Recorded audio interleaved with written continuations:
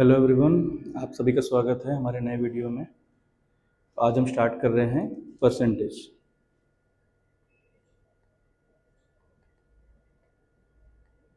यानी प्रतिशतता।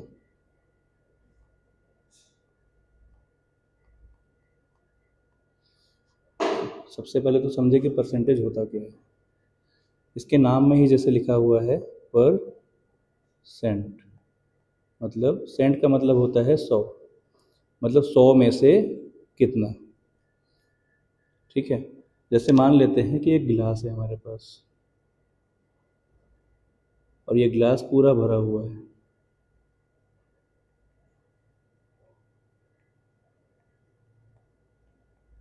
अगर मैं आप में से किसी से पूछूं कि गिलास ये कितना भरा हुआ है, ठीक है, तो कोई मुझे कहेगा सर ये एक गिलास पूरा भरा हुआ है ना,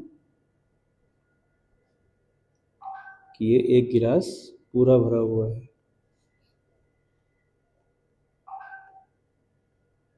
अच्छा, कोई दूसरा बच्चा कहेगा सर ये तो 100% पूरा भरा हुआ है, मतलब 100% पूरा भरा हुआ है। दोनों कंडीशन में ये बात बिल्कुल सही है। ठीक है, तो यहाँ पे एक पूरे गिलास का मतलब क्या हुआ, 100%, है ना, मतलब एक गिलास बराबर 100%। बिल्कुल ठीक है। अच्छा, अगर हम क्या करें, यहाँ पे ये गिलास को आधा खाली कर दें, आधा खाली कर दे तो क्या होगा। अगर अब मैं पूछूंगी ये कितना भरा हुआ है, आप क्या बोलोगे? आप बोलोगे कि सर ये तो आधा भरा हुआ है ना, मतलब 1/2 गिलास भरा हुआ है। अच्छा, और दूसरा बच्चा क्या कहेगा? कहेगा सर ये तो 50% भरा हुआ है ना। यहाँ पे 1/2 का मतलब क्या हो गया, 50%। अब यहाँ पे अगर हम बात करें कि परसेंट का मतलब क्या होता है, अगर हम फ्रैक्शन में बात कर रहे हैं। अच्छा, यहाँ पे दो ऑप्शन अगर मैं दूँ आपको कि 100 होता है या 1/100 होता है, तो जिनका भी जवाब 100 है वो गलत बात बोल रहे हैं। ठीक है, परसेंट का मतलब होता है 1/100, प्रतिशत मतलब 100 में से कितना। ठीक है, आगे बढ़े हम। अच्छा, अगर अब मैं पूछूं कि 50 का 10% कितना होता है, 50 का 10% कितना होता है,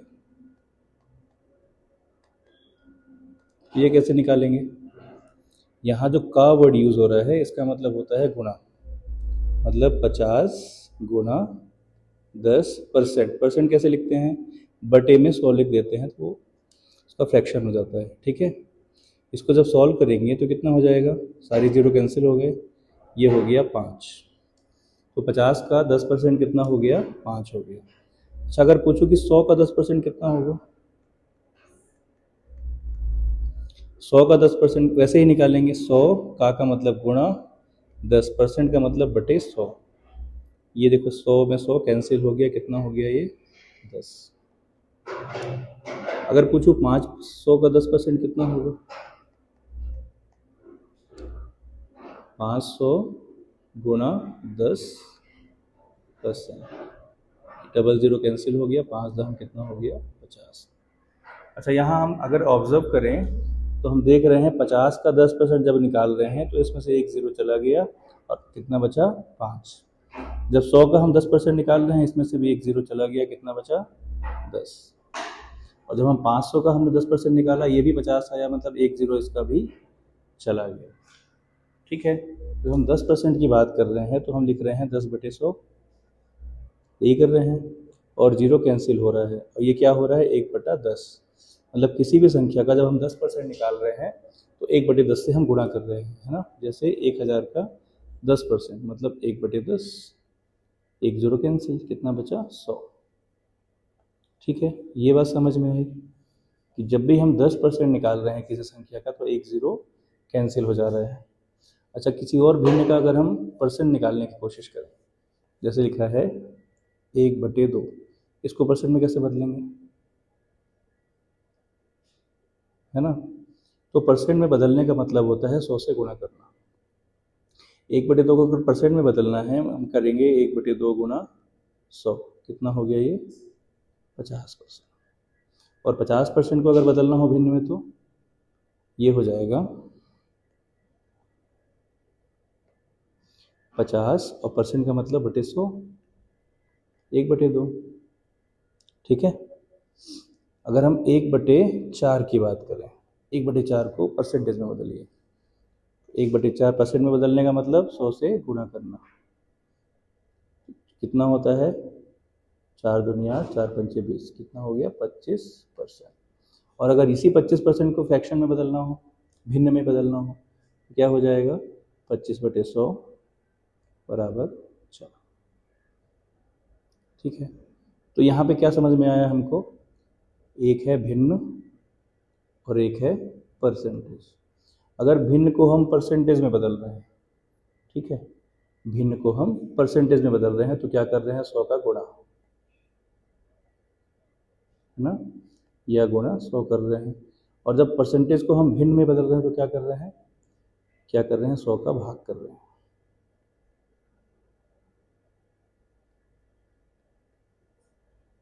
ये बात समझ में आई सभी को? आगे बढ़े। अच्छा, अब लिखो स्पेशल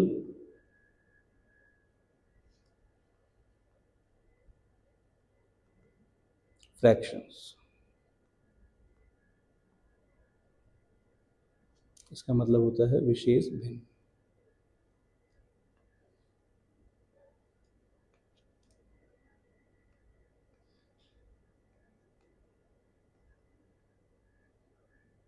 ठीक है, ये कुछ विशेष भिन्न हैं जिनका मान हमको याद रखना है।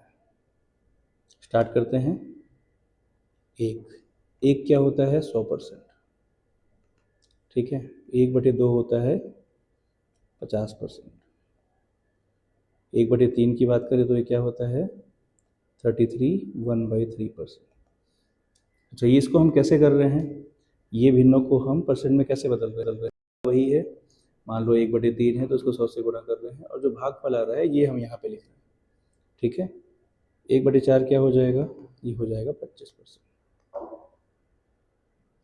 1/5 क्या होगा, ये होगा 20%।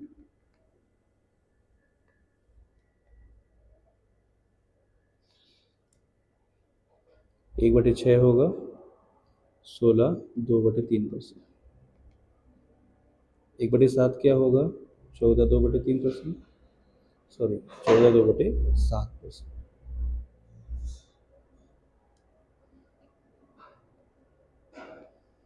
चौदह 2/7%। 1/8 क्या होगा, ये होगा 12.5%, 12 1/2%। 1/9 क्या होगा, ये होगा 11 1/9%। 1/10 ये होगा 10%। 1/11 ये होगा 11 1/11%। 1/12 क्या होगा,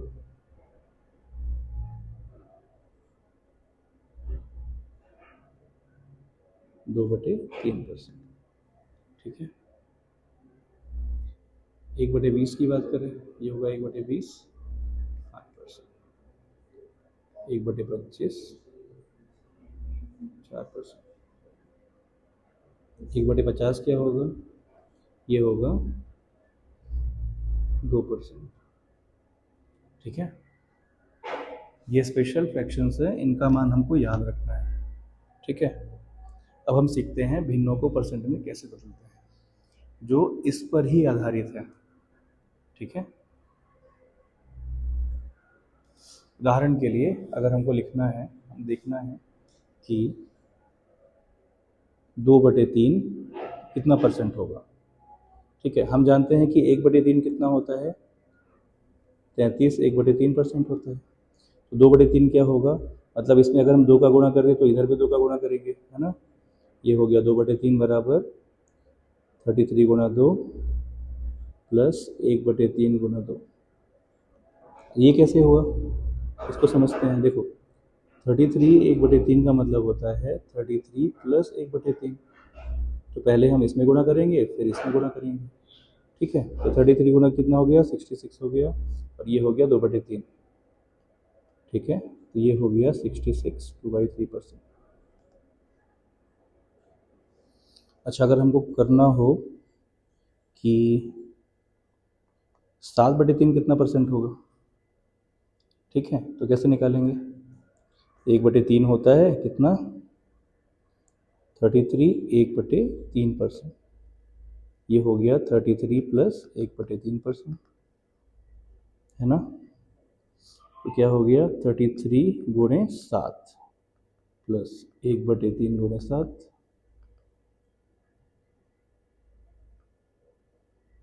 ये हो गया, और ये क्या हो गया, 7/3।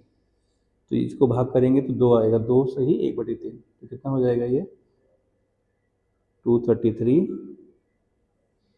1/3%। क्लियर है। ये वाली भिन्नों को हमने कैसे बदला, समझ में आ गया। और आगे बढ़ते हैं। मान लो हमको करना है 3/8, कितना परसेंट होगा। तो हम जानते हैं सर 1/8 कितना होता है, 12.5%, 12 1/2%। 3/8 कितना होगा, ये होगा 12 गुणे 3 प्लस 1/2 गुणे 3। ये कैसे हुआ, ये मैं बता चुका हूँ। ठीक है, तो अब सीधे हम सॉल्व करते हैं। 12 दूनी 24 बार दिया 36 प्लस 3/2, इसको सॉल्व करेंगे क्या हो जाएगा, 37 1/2%। ठीक है, अगर करना है हमको 5/8 कितना होगा, तो हम करेंगे 12 1/2 गुणे 5, तो हो गया 12 पंचे 60, और ये हो गया 5/2, कितना हो गया 62 1/2%। क्लियर है, ये कैसे करना है।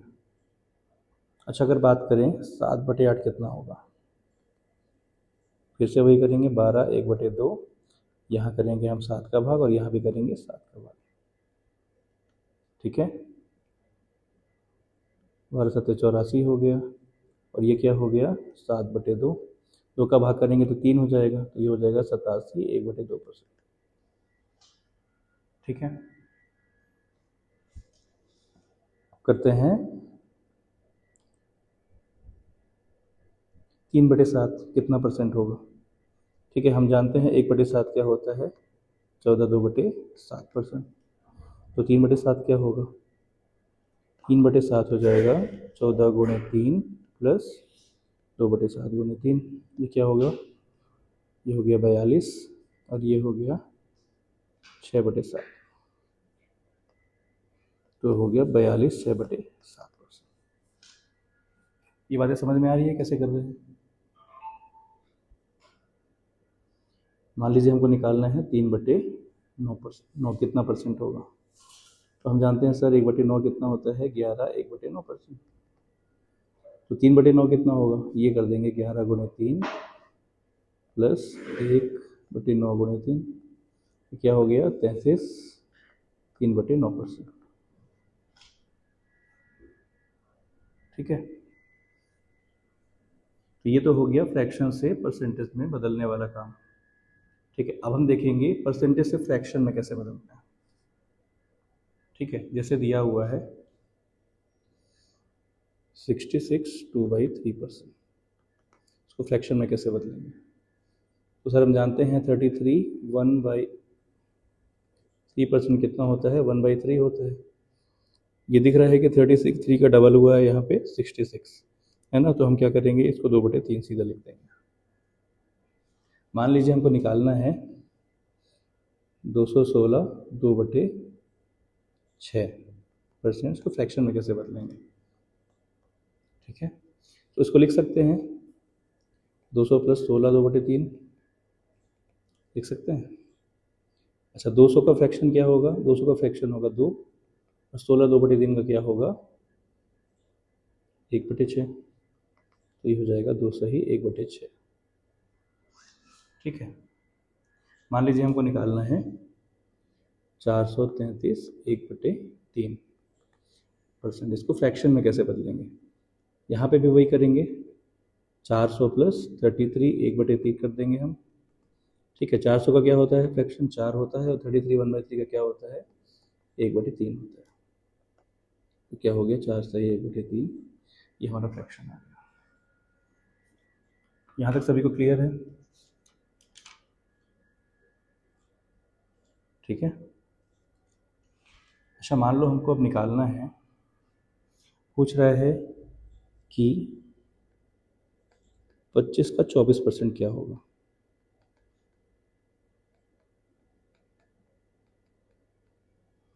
ठीक है, इस तरह के क्वेश्चंस को कैसे करेंगे?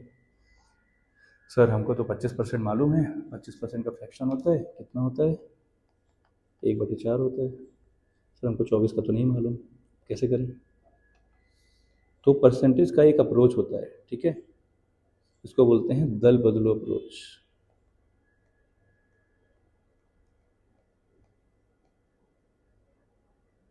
ये क्या होता है सर? ये होता है जैसे यहाँ लिखा है 25 का 24%, तो इसको हम लिख सकते हैं 24 का 25%। ठीक है, तो कितना हो जाएगा 24 का 25% कितना होता है 1/4 होता है, तो 4 से हमने भाग कर दिया, तो आंसर आ गया हमारा 6। ठीक है,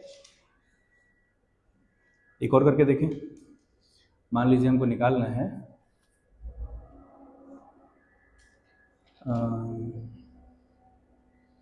12.5 का 168%। कैसे निकालेंगे 168% का? तो हमको फ्रैक्शन ही नहीं मालूम सर, और भाग विधि से करेंगे तो टाइम लग जाएगा, है ना। इस तरह से करेंगे तो बहुत कैलकुलेशन में समय लग जाएगा। तो इसका हम दल बदलो अप्रोच ट्राई करते हैं। 168 का 12.5%, ये कर सकते हैं। 12.5% हमको पता है कितना होता है 1/8 होता है, तो 168 गुणे 1/8 कर लिया हमने। 8 दूनी 16, 8 एक 8 कितना हो गया 21। तो सर इजीली हो गया, ऐसे हम कर सकते हैं। ठीक है। अच्छा मान लीजिए एक क्वेश्चन है,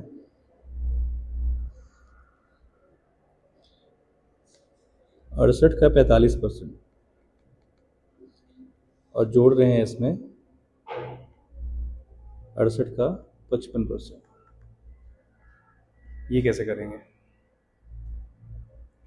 अगर इसको हम सॉल्व करेंगे तो बहुत मुश्किल हो जाएगा। तो यहाँ पे अगर हम देखें 45% और 55% में से क्या बनाते हैं 100% बनाते हैं, है ना। क्या बनाते हैं 100%। तो इसको हम लिख सकते हैं 68 का 45 धन 55%। ठीक है, तो ये हो जाएगा 68 का 100%। तो 68 का 100% कितना होगा 68 ही होगा, ये हमारा आंसर होगा। ठीक है, एक और करके देखें, एक और करके देखते हैं। ठीक है, मान लीजिए पूछा है 109 का 12.5% प्लस 109 का 87 1/2%। ऐड करो कितना होगा? अगर हम ध्यान से देखें 12.5 और 87 मिलकर क्या बनाते हैं 100 बनाते हैं, है ना। तो इसमें हम वही अप्रोच लगा सकते हैं 109 का 12.5 प्लस 87 1/2%। ठीक है, ये हो जाएगा 109 का 100%, क्या हो जाएगा 109। तो एग्जाम में जब हमसे ऐसा सवाल पूछेगा तो क्या हम इतना हमको लिखना होगा? हमको कुछ नहीं करना होगा। हम देखेंगे दोनों का सम कितना होता है 12.5 और 87 100 होता है, तो हम आंसर सीधा 109 लिखेंगे, खत्म। कुछ भी सॉल्व करने की जरूरत नहीं पड़ेगी वहाँ। ठीक है, अगला क्वेश्चन है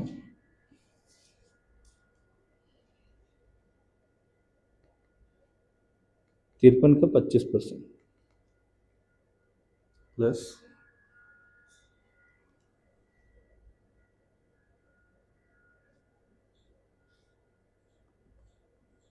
65 का 75%। ये कैसे करेंगे? इसमें तो नंबर बदल गए, और इसके पहले तो सेम नंबर थे, उसका तो हम कर ले रहे थे, अब नंबर बदल गए तो कैसे करेंगे। लेकिन अभी भी हम देख रहे हैं दोनों का अगर सम करें, योग करें, तो कितना होता है, 100 ही होता है। ठीक है, तो इसमें हम थोड़ा सा चेंज करेंगे अप्रोच में। यहाँ पे हम क्या करेंगे, 65 को 2 भागों में तोड़ेंगे, एक हो जाएगा 53 और एक हो जाएगा 12। ठीक है, तो हम लिख सकते हैं 53 का 25% प्लस 53 का 75% प्लस 12 का 75%, ऐसा लिख सकते हैं, है ना। 2 भागों में तोड़ दिया हमने और दोनों को 75% में लिख दिया। ये दोनों मिला के क्या बनाएंगे, ये दोनों मिला के बनाएंगे 53। 53 का 100% हो जाएगा, प्लस 75% क्या होता है, 75% होता है सर 3/4, है ना। हम जानते हैं 25% कितना होता है, 1/4। जब उसको 3 गुना करते हैं तो उसको भी 3 गुना कर देंगे। ठीक है, तो ये हो गया 3 चौको 12 और ये हो गया 53 प्लस 12, कितना हो गया 65। ये हो गया हमारा आंसर। ठीक है, यहाँ तक सभी को क्लियर है। अब आगे कुछ क्वेश्चंस करते हैं। ठीक है, ये देखो पहला क्वेश्चन दिया हुआ है, किसी संख्या को पहले 20% बढ़ाया गया और फिर 20% घटाया गया तो कुल प्रतिशत परिवर्तन क्या होगा। ठीक है, इसके मैं 2 अप्रोच बताऊंगा, दोनों ट्राई करते हैं। सबसे पहले पॉइंट अप्रोच। पॉइंट अप्रोच कैसे होता है, मान लीजिए जिसने लिखा है 20% बढ़ाया गया, मान लेते हैं हमारी संख्या पहले 1 थी, है ना। 1 से 20% बढ़ाएंगे तो क्या हो जाएगा, ये हो जाएगा 1.2। ठीक है, और फिर 20% घटाया गया और फिर मान लेते हैं संख्या हमारी 1 ही थी, 20% घटाया गया तो कितना हो गया, ये 0.8। ठीक है, तो उसका हम गुणा कर देते हैं, 1.2 गुणे 0.8 कितना हो गया, 12 अट्ठे 96। ठीक है, 1 से कितना कम है, ये 0.4 कम है, 0.04 कम। ठीक है, तो ये हो जाएगा 4% की कमी। ठीक है, एक दूसरा अप्रोच ट्राई करते हैं। पहले क्या किया गया, 20% घटाया गया, कितना है परसेंट, 20%। 20% का फ्रैक्शन होता है 1/5। ठीक है, अच्छा ये जो फ्रैक्शन है इसमें 1 क्या होता है और 5 क्या होता है, इसमें 5 जो होता है ये होता है 100% और 1 क्या होता है जो फ्रैक्शन दिया हुआ है, मतलब 20%। ठीक है, अगर हम परसेंटेज में बात करें तो 20% बढ़ाया गया, तो पहले 100% था, मतलब 5 था, और बढ़ा दिया गया तो कितना हो गया 120। तो ये 5 से हो गया बढ़ के 6।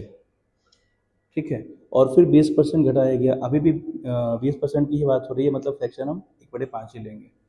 तो पहले बढ़ाया गया था, अब घटाया गया है, तो -1/5 हो गया, है ना। ये हो गया 5 से 4, गुणा कर दें दोनों तरफ, ये हो गया 25 और ये हो गया 24। ठीक है, तो 25 से कितना हो गया 24, कितना हो गया -1। अब पूछा है कितने प्रतिशत का परिवर्तन होगा। ठीक है, जो कुल होता है उसको हम बटे में लिखते हैं, हर में कितना परिवर्तन हुआ है 1 का, और हुई है कमी 1/25 हम जानते हैं कितना होता है 4%, है ना। माइनस है मतलब 4% की कमी हुई है। ऑप्शन चेक करें, 4% कमी, ऑप्शन सी। ठीक है, एक और सवाल देखें, चीनी का मूल्य 25% बढ़ जाता है, खर्च समान रखने के लिए खपत कितने प्रतिशत कम करनी चाहिए। अब बात हो रही है 25% की, 25% होता है 1/4। ठीक है, तो चीनी का मूल्य बढ़ गया 25%, ये हो गया 25% और ये हो गया 100%। तो मतलब 4 पहले मूल्य था और बढ़ के आया कितना, +1, तो 4 से क्या हो गया 5 हो गया। अब पूछ रहा है खर्च समान रखने के लिए खपत कितने प्रतिशत कम करनी चाहिए। खपत समान रखने के लिए कितने प्रतिशत कम करेंगे, तो 5 से कम कितना करेंगे 4, कितना करेंगे 1, 1 कम कर रहे हैं कितने में से 5 में से, तो कितना हो गया ये 20%, 20% कमी, ऑप्शन नंबर ए। ठीक है, अच्छा इस तरह के सवालों में एक और अप्रोच हम लगा सकते हैं। ठीक है, उसको समझते हैं। अच्छा, जो मैंने विशेष फ्रैक्शंस लिखाए थे, है ना, वो याद है सभी को? 1/2 बराबर 50%, 1/3 बराबर 33 1/3%, 1/4 कितना था? 25%, 1/5 कितना था? 20%, 1/6 है 16 2/3%, 1/7 है 14 2/7%, 1/8 है 12.5%, 1/9 है कितना? 11 1/9%, और 1/10 कितना है? 10%। ठीक है, अब इसको हम देखते हैं। चीनी का मूल्य बढ़ाया गया 25%, 25% पे आ जाओ, चीनी का मूल्य बढ़ाया गया। ठीक है, खर्च समान रखने के लिए खपत कितने प्रतिशत कम करनी पड़ेगी? अब पूछ रहा है कम करने के लिए, तो एक हम यहाँ पे कम कर देंगे, 1 पॉइंट कम करेंगे तो कितना आ जाएगा? 20%। यही हमारा आंसर है। ठीक है, आगे और भी एग्जाम्पल आएंगे, उनमें हम समझेंगे इस बात को। मान लीजिए बोलता है ए और बी है, ठीक है, ए की आय बी से 20% कम है। कितनी कम है? 20%। 20% वाले स्लैब में जाएं हम, तो पूछ रहा है ए की आय कम है, तो बी की ए से ज़्यादा है, कितने परसेंट ज़्यादा होगी ये पूछ रहा है। ठीक है, कितने परसेंट ज़्यादा होगी? 1 पॉइंट ऊपर चले जाओ, मतलब 25%। सर आप तो 20% और 25% का एग्जाम्पल बता रहे हैं, और कोई ले लेते हैं। ठीक है, पूछा है रमेश और सुरेश। रमेश की आय सुरेश से 12.5% कम है। कितना है? 12.5%, 12 1/2%। कितनी है? कम है। तो सुरेश की आय रमेश से कितनी ज़्यादा होगी? ठीक है, 12.5% का स्लैब लेते हैं, इससे एक ज़्यादा वाला उठाते हैं, मतलब कितना? 14 2/7%, और यही हमारा आंसर होगा। ठीक है, अगर ये सारे फ्रैक्शंस हम याद रखेंगे तो एग्ज़ाम में इन सवालों के लिए हमें पेन उठाने की ज़रूरत बिल्कुल नहीं पड़ेगी। ठीक है, ये सवाल देखते ही सॉल्व हो जाएंगे विद इन अ सेकेंड। अगला सवाल देखते हैं।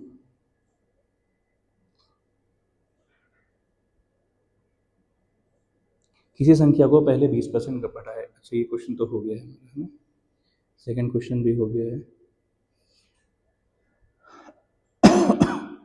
क्वेश्चंस रिपीट हो रहे हैं। अगला करते हैं। हाँ, एक विद्यार्थी 300 में से 240 अंक प्राप्त करता है, उसका प्रतिशत ज्ञात करिए। ठीक है, प्रतिशत ज्ञात कर रहे हैं, टोटल मार्क्स कितने हैं हम ये देखेंगे, इसको लिख देंगे हर में, और प्राप्तांक कितना है इसको लिख देंगे अंश में, और 100 से गुणा कर देंगे। सिंपल। ठीक है, ये 2 शून्य कैंसिल हो गए, 3 से भाग करेंगे, 3 8 24 शून्य। आंसर है 80%। ठीक है, ऑप्शन नंबर सी। अगला देखें, एक नगर की जनसंख्या 40,000 से बढ़कर 50,000 हो जाती है, प्रतिशत वृद्धि ज्ञात करें। ठीक है, अगर प्रतिशत वृद्धि हम ज्ञात करना चाहते हैं तो सबसे पहले हम देखेंगे कितने में से बढ़ी है जनसंख्या। 40,000 में से बढ़ी है, तो इसको हम लिखेंगे हर में। ठीक है, हमेशा याद रखिए जिससे कंपेयर कर रहे हैं वो हमेशा हर में रहेगा।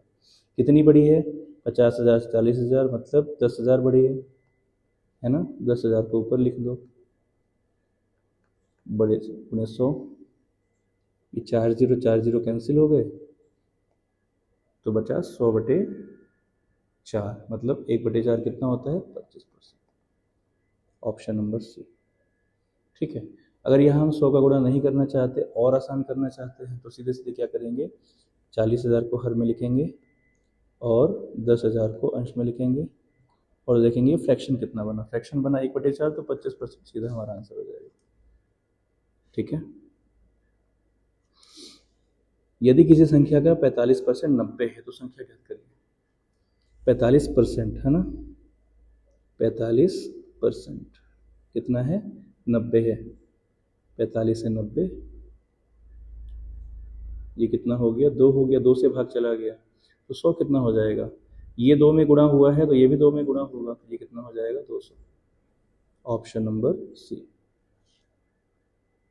अगला सवाल देखें, एक कर्मचारी का वेतन 12,000 से बढ़कर 15,000 कर दिया गया, प्रतिशत वृद्धि ज्ञात करिए। कितना था पहले? 12,000 था, तो हम हर में 12,000 लिखेंगे ठीक है, डिनोमिनेटर 12,000। न्यूमरेटर कितना हो जाएगा, कितना चेंज हो रहा है, प्रतिशत वृद्धि पूछा है, कितना हुआ चेंज, ये हुआ है 3,000। ठीक है, 3,000 कर दिया हमने, और ये हो गया 3 चौके 12, 1/4 कितना हो, किसका फ्रैक्शन होता है, 25% का, 25% ऑप्शन सी। ठीक है, एक व्यक्ति अपनी आय का 75% खर्च करता है, यदि उसकी बचत 5,000 है तो उसकी क्या ज्ञात करना है, आय ज्ञात करना है। ठीक है, 75% खर्च करता है तो बचत कितना करता है, अगर 100% उसकी आय है, ठीक है, वो 75 खर्च करता है तो बचत कर रहा है 25% का, और यही हमको निकालना है, बचत गिवन है ना, 25% होता है 1/4, तो ये हो गया 25% और ये हो गया 100%।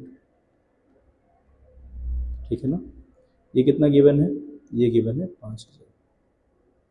जब एक यूनिट 5,000 है तो 4 यूनिट कितना होगा, 5,000 गुणे 4 होगा, 4 पंचे 20। 20 कौन सा ऑप्शन है, ऑप्शन नंबर बी।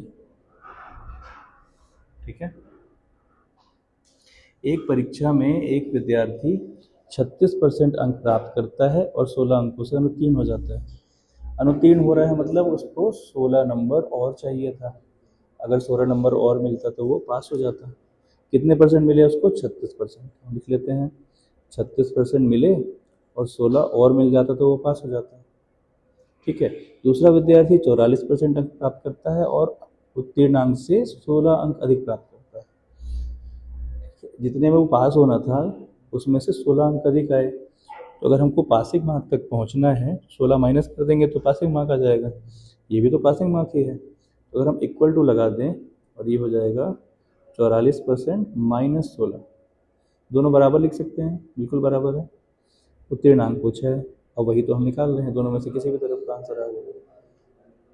यहाँ देखो, ये भी परसेंट में है, ये भी परसेंट में है, तो इसको माइनस कर देते हैं, इसको यहाँ भेज देते हैं। ठीक है, ये यहाँ चला जाएगा और ये यहाँ आ जाएगा, तो 44 माइनस 36 हो गया, 44% माइनस 36% कितना हो गया, 16 + 16, ये हो गया 8%। 8% बराबर कितना, 32। तो 1% कितना हो जाएगा, 32/8, 8 चौको 32। उत्तीर्ण अंक पूछा है मतलब ये तो ये वाला हम सॉल्व कर लें या तो बाएं तरफ वाला सॉल्व कर ले, तो हम LHS ले लेते हैं। LHS में क्या है, 36% + 16, 36 और 1% कितना है, 4 गुणे 4 + 16, ये कितना हो गया, 24। 144 + 16 कितना हो गया, 160। 160 ऑप्शन चेक करें, ऑप्शन में नहीं है कहीं, इसमें सही ऑप्शन दिया हुआ नहीं है, सही आंसर होगा ऑप्शन ई, 160। ठीक है, आगे बढ़ें, अगला क्वेश्चन देखते हैं। एक दुकानदार किसी वस्तु का अंकित मूल्य क्रय मूल्य से 40% अधिक रखता है और 10% की छूट देता है, लाभ प्रतिशत ज्ञात करिए। आप बोलोगे सर ये तो लाभ हानि का क्वेश्चन हो गया, लेकिन इसमें परसेंटेज यूज कर रहा है, ये परसेंटेज का भी क्वेश्चन है। ठीक है, इसको हम ट्राई करते हैं, फिर लाभ हानि में फिर से करेंगे। ठीक है, अंकित मूल्य क्या होता है, अंकित मूल्य जो MRP होता है ना, किसी भी चीज में, किसी भी सामान में, उसको अंकित मूल्य कहते हैं। ठीक है, क्रय मूल्य से अधिक रखता है, क्रय मूल्य होता है CP, मतलब जिस रेट में खरीद रहे हैं। SP होता है सेलिंग प्राइस, ये हो गया कॉस्ट प्राइस। ठीक है, जिस कीमत पर हम बेच रहे हैं, ये हो गया सेलिंग प्राइस, और ये मार्क प्राइस होता है जो कि उसका मूल्य रखा गया है, खुदरा मूल्य उसको कहते हैं। ठीक है, 40% अधिक रखता है, अगर हम मान लें कि 100 रुपये में उसको खरीदा था, 40% अधिक रखा, ठीक है, मतलब कितना, 140 उसका मार्क प्राइस हो गया, और ये हो गया हमारा CP। 10% की छूट दे रहा है, 140 में कितना परसेंट दे रहा है छूट, 10%।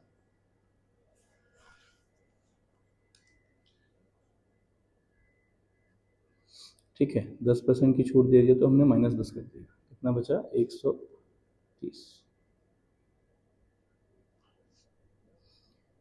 तो प्रतिशत लाभ ज्ञात करिए। लाभ कितना हो रहा है, 100 में खरीदा था, 130 में बेच रहा है, तो 30% का लाभ हो रहा है। ठीक है, ये कितने लोगों का जवाब है? 10% की जो छूट है ये 140 पे है, 100 में नहीं है। ठीक है, तो ये जवाब गलत हो गया।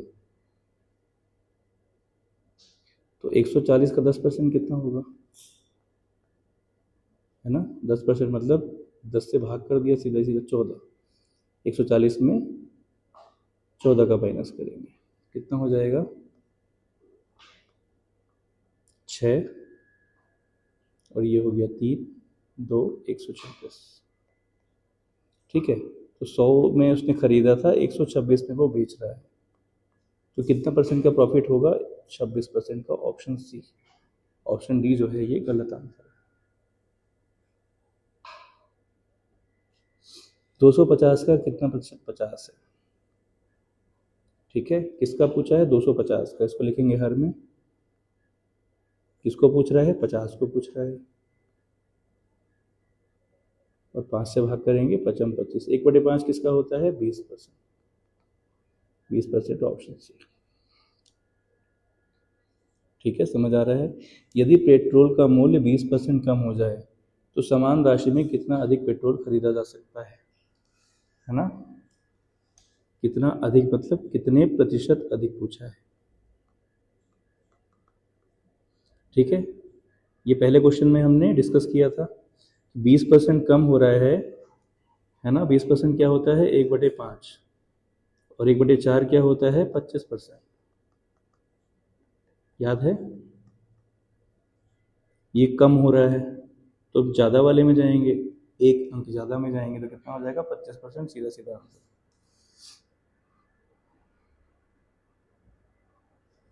एक उम्मीदवार 35% अंक प्राप्त करता है और 39 अंकों से फेल हो जाता है। दूसरा उम्मीदवार 50% अंक प्राप्त करता है और उत्तीर्ण अंक से 6 नंबर अधिक प्राप्त करता है। अधिकतम अंक ज्ञात कीजिए। इस बार अधिकतम अंक पूछा हुआ है। ठीक है, सेम उसी अप्रोच का क्वेश्चन है। क्योंकि पहले कितना प्राप्त कर रहा है? 35%, और 39 अंकों से फेल हो रहा है। अगर 39 को जोड़ देंगे तो पासिंग मार्क आ जाएगा। दूसरा उम्मीदवार 50% कर रहा है और कितना अधिक लेके आ रहा है? 6 नंबर। इसको माइनस कर देंगे तो ये दोनों बराबर हो जाएंगे। ठीक है, 35 को वहाँ भेजेंगे, 6 को इस तरफ भेजेंगे, तो 15 में 35 गया, कितना हो गया? 15%। बराबर कितना हो गया? 39 में 6 जुड़ेगा, कितना हो जाएगा? 45। 1% कितना हो गया? 45/15, 3। क्या पूछा है? अधिकतम अंक। अधिकतम अंक कितना होगा? 100% होगा। 1% अगर 3 है तो 100% कितना होगा? 300। ठीक है, ऑप्शन नंबर सी।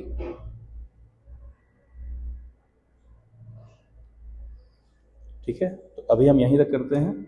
बाकी के जो क्वेश्चंस हैं ये मैं आपको PDF फॉर्म में ग्रुप में प्रोवाइड करवा दूंगा, और उसके सॉल्यूशन के साथ हम दोबारा मिलते हैं। ठीक है, और वीडियो आपको कैसा लगा? अगर बातें समझ में आ रही हैं तो भी हमें बताइए, और अगर समझ में नहीं आ रही हैं, कहाँ पे हम इम्प्रूव कर सकते हैं, तो भी हमें बताइए। ठीक है, ये आप कमेंट बॉक्स में हमें बता सकते हैं। तो मिलते हैं अगले वीडियो में।